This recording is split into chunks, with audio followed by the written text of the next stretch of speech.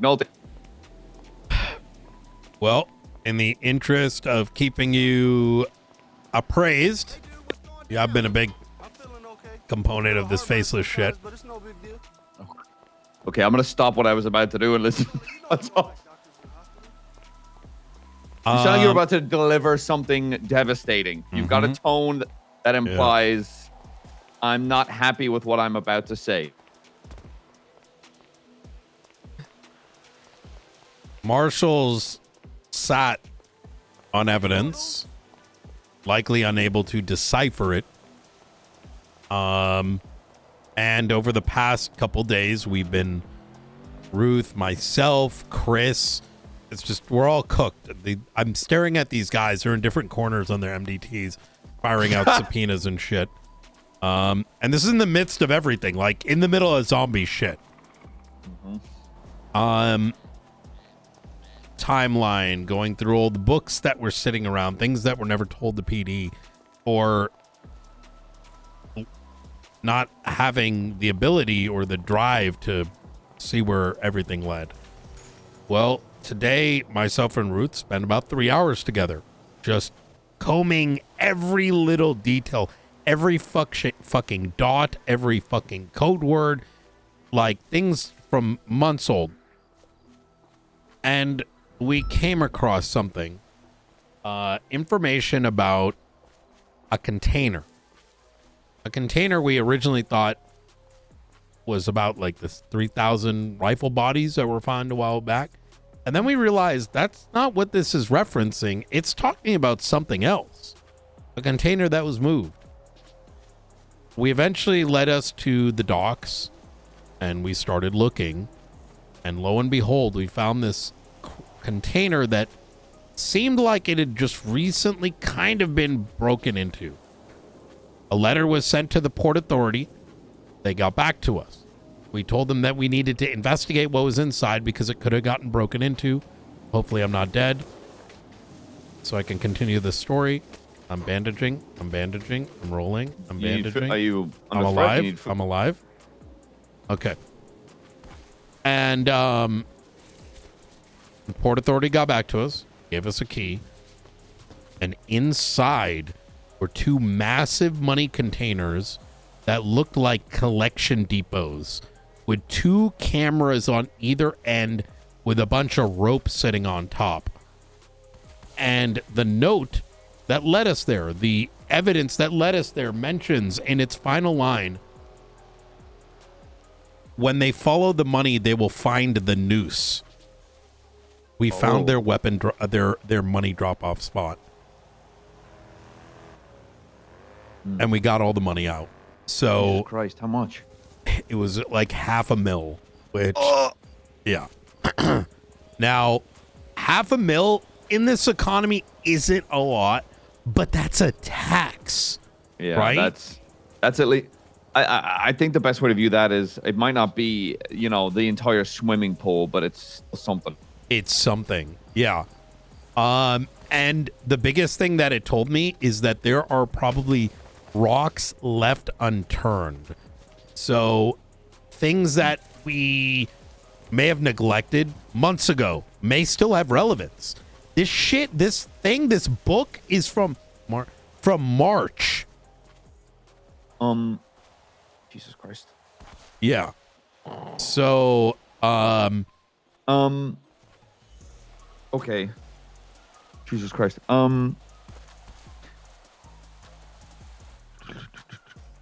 Jesus. Okay. Is there anything else? I think there's probably a lot more. It's like, we're like, like fucking archaeologists, they got the brush and that's like us going through evidence and reports. So, yeah, I gotta it's completely escaped my mind, but I gotta write up a report for, the Epsilon lady, Eliza, Elsa. Yes. Know her? Yes. In fact, I got an angle for you on that. Yes. Go ahead. I think I might already know what you're talking about. We had a conversation the other day, completely escaped my mind. She basically she told me about, she had an angel investor in Epsilon. Okay. And the Epsilon investors called Nest. Oh. So this was back. She told me that back when they had the original one, that there was an investor that was money laundering money to the Epsilon, and now she's got this new angel investor, and she was given a key and was given the Epsilon. All well-to-do, amazing.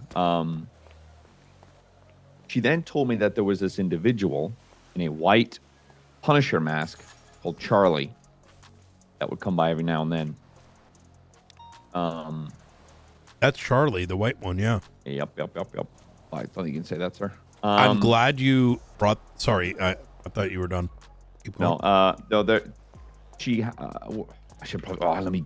I was given a book by her that I probably should give it to you guys before I forget it even exists.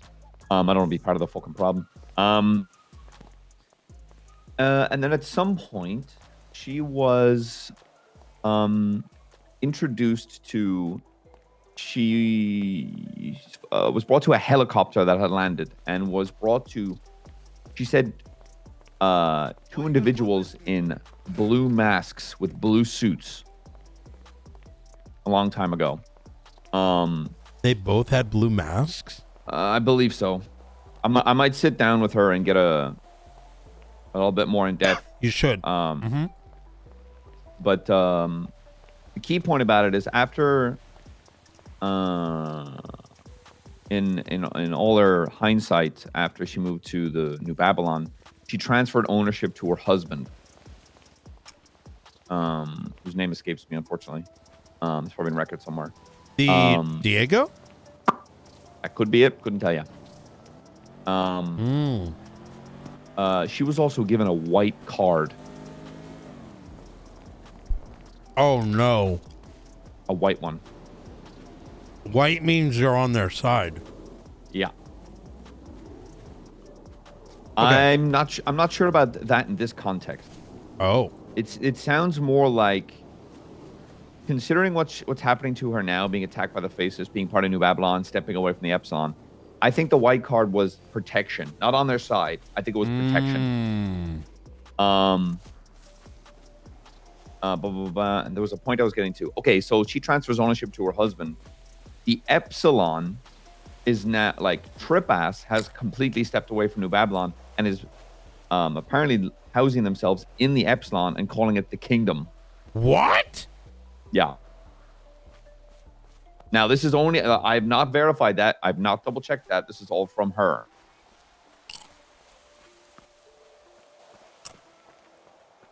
Okay.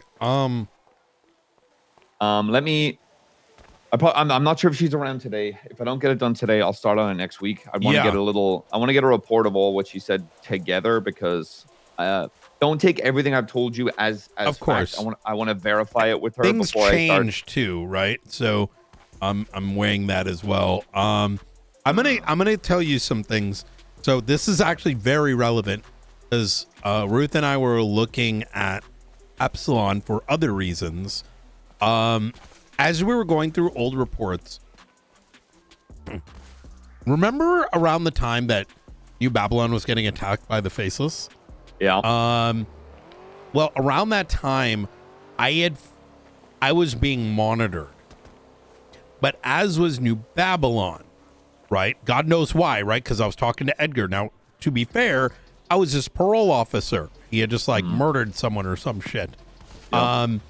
But they don't know that. And they might think I'm plotting or whatever. Around that time, or before that time, New Epsilon was also being monitored. Now, in fact, the same way you were being monitored many months ago. Do you know about this? How I was being monitored? Like having photos taken of you?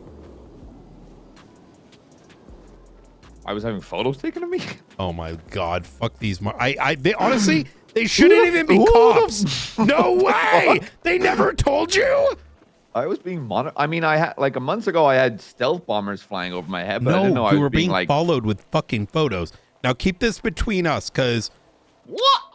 yes, What? yes. I mean, people always Like, question why I always have my gun in my hand, and there's a fucking goddamn reason.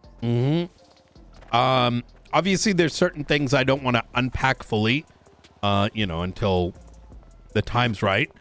But I'll put it this way, right? I'll be as straightforward as I can without talking out things before I talk to others. But those planes, some of them photograph, but they also have agents that photograph. And the marshals had, I might be dead, documents. Oh, I mean, I had fucking books with your fucking photo in it. This is a while ago. We're talking like April timeframe, possibly. And I know it's you because of the context, and because you have bright orange hair in, the uniform and everything. But fast forward, some of the photographs were of New Epsilon. So as we're sort of like trying to put a timeline together, we're also trying to understand the why at that time. Why are these locations for people of interest to them? Because they may lead to something, right? Well,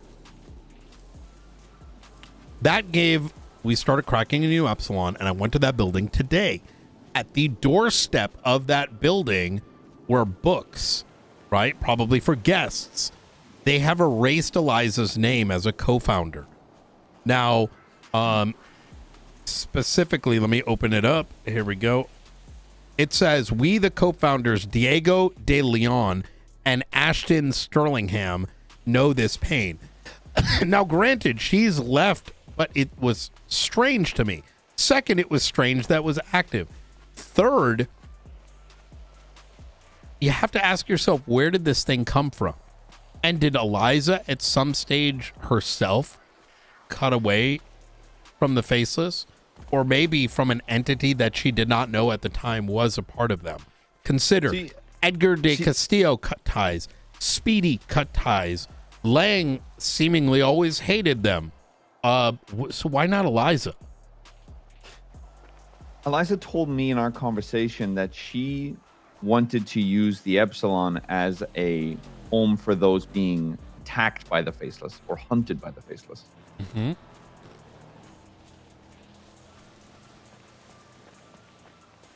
She could be like Princess. Did you know do you know who the Oracle is? No. You mean the one from the Matrix? The old lady who bakes Neo cookies? Another name to keep close. I'm going to have to give you a brain dump session at some point. But let's just say there are forces that have been attempting to help the Marshals and select others to take down the Faceless. I don't know too much about it. I haven't seen them myself. I know for sure they exist after all the shit I've looked through. In fact, I met one of their handlers. Well, and by met, I mean he sent me a creepy ping followed by finding a book that led me to some stuff, and he left a name. Anyways, removing all that for a second. Princess was originally contacted by these, let's just call them the good guys, right? In the shadows, right? Mm-hmm. And they were trying to get her to assist them telling the truth about the Faceless, etc., etc. To the extent that the Princess was working with like Richard Dark and Gunner and letting them know what she saw. But then Benicio Delgado happened, right? And they lost that connection. She went from an asset to law enforcement to becoming just another Faceless ally, right? As a consequence of Edgar and company being gun dealers for the Faceless. And so the reason I bring that out as an example is that these forces, be it the Faceless or all the other entities like Darkstone and the Oracle and all this other entities being on the polar opposite, it's almost like a tug of war that's been happening. And either beknownst or unbeknownst Eliza, she may have experienced similar. Be it this initial investor, or you know, I don't know. Okay. What? Yeah. Yeah, there's a lot, man. There's a lot. I still can't get over the fact that I was being tracked and no one fucking told me. Yeah, that pisses me off. If I'm gonna be what? honest. You're telling me Like my at least life, like a heads up, right? I knew my life was in danger, but like You know what the first thing we did today when we found this container is I called up because we didn't have a lot of units. We still don't know now. Is I pulled in the detectives or anyone that has even been putting some effort in, because I'm like, no, you should be here when this happens. Even if you're not directly involved in this, you should be a part of this, right? And I think that's the thing that's been forgotten, right? It's this is not a me is gonna save this. It's gonna take an entire like squad. You know what I mean? okay. Jesus. All right. I'm just gonna patrol for it today, and then Monday I'll contact Elsa and get that Eliza, sorry. And try to clump that into an actual digestible report instead of just this is what I remember. Blah blah. I would add Polito to your patrol. We suspect there's activity up there. We just don't know what. Oh, my property value. I think it's the entire state there. Oh my god. So. Okay, Polito. All right. Yeah. No worries. Easy. All right. Stay safe. Anything else? They are around. We're being chased great. by, you know, those bombers earlier. So now's probably not the time to sneak into New Babylon and try to get a joke on the mic. Maybe the face will find it funny. Who knows? Okay. Right. Call me if you need me, but else we'll do. Contact me if I see anything. All right. You take care. Bye.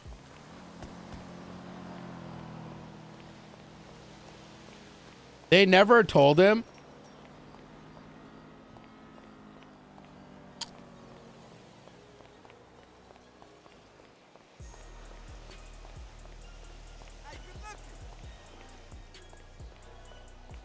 Hey, watch where you're going.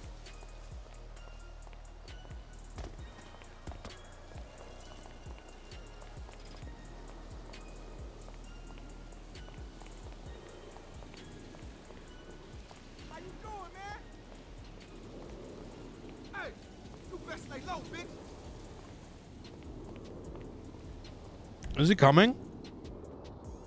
Poor guy, man.